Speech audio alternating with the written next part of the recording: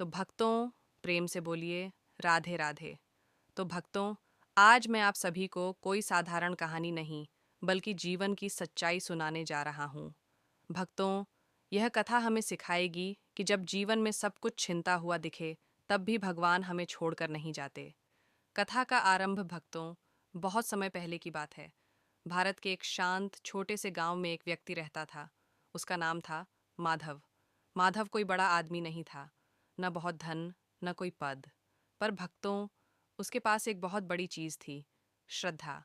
वह रोज़ सुबह सूरज निकलने से पहले उठता, स्नान करता, घर के छोटे से मंदिर में दीपक जलाता और बड़े प्रेम से कहता, हे प्रभु, आज जो भी हो, आपकी इच्छा से हो। संघर्ष का जीवन। माधव किसान था।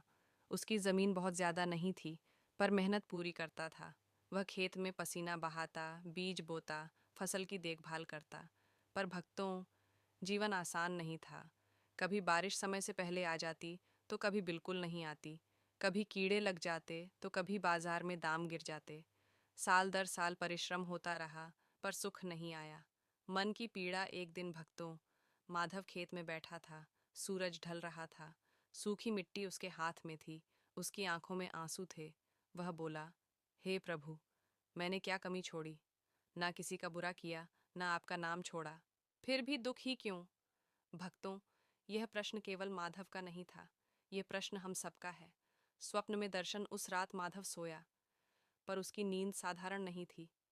भक्तों, उसने स्वप्न देखा। उसने देखा एक दिव्य प्रकाश, शांति से भरा हुआ, और उसी प्रकाश से एक मधुर स्वर आया, वत्स माधव। माधव कांप गया। उसने हाथ जोड़ दिए। स्वर बोला, तू मुझसे प्रश्न करता है, पर उत्तर सुनने का धैर्य नहीं रखता। भगवान का उपदेश। भगवान ने कहा, वत्स, तू कर्म करता है, पर समय पर विश्वास नहीं करता। बीज बोने के बाद तू रोज जमीन खोद कर देखता है कि अंकुर निकला या नहीं। ऐसे में बीज कैसे फलेगा?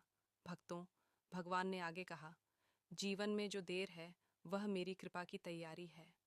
आत्मबोध। भक्तों, माधव की आंख खुल गई। उसका हृदय भारी था, पर मन शांत। उसने निश्चय किया, अब शिकायत नहीं, केवल कर्म। अब परिणाम नहीं, केवल विश्वास। बदला हुआ दृष्टिकोण। अगले दिन माधव फिर खेत गया, पर आज उसका मन अलग था। धूप तेज थी, पसीना बह रहा था, पर उसके चेहरे पर शिकन नहीं थी। वह काम करते हुए बोला, हे प्रभु, फल आपका है, मेहनत मेरी।